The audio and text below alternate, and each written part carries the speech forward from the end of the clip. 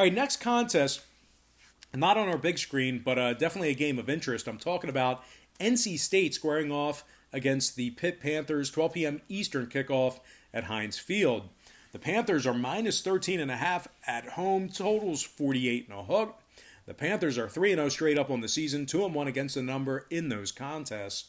The Panthers are scoring 33 points a game. They're also rushing for over 140 yards on the ground. Their offense ranks in the top 10 in offensive time of possession. Vincent Davis has 42 carries for 156 yards and a couple of touchdowns. Quarterback Kenny Pickett's also rushed it in twice for the Panthers. This Pitt Panther defense is also giving up just 10 points per contest, and they're allowing less than 60 yards on the ground per game. Cam Bright has 14 total tackles on the season, 1.5 sacks. And speaking of sacks, D lineman Patrick Jones has 3.5 sacks on the season, along with Rashad Weaver, who has 3.5 sacks on the year as well.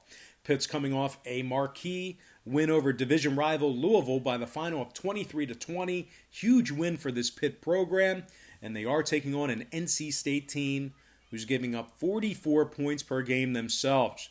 They're coming fresh off a 45-24 beatdown to Virginia Tech, and they also gave up 42 to Wake Forest in their season opener.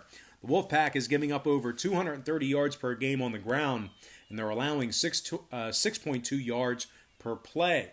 NC State's failed to cover the point spread in 7 out of their last 8 ACC contests. Now, total-wise, NC State's 2-0 to the over thus far in the season. Their defense has been absolutely atrocious. Meanwhile, the Pitt Panthers are once again averaging 33 points per contest for the season.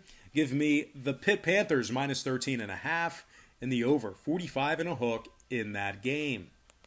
Next contest, it is going to be Texas A&M squaring off against the Alabama Crimson Tide, 3:30 p.m. Eastern start time. Bama's laying 17.5 points, totals 53 and a hook. Bama did fail to cover the number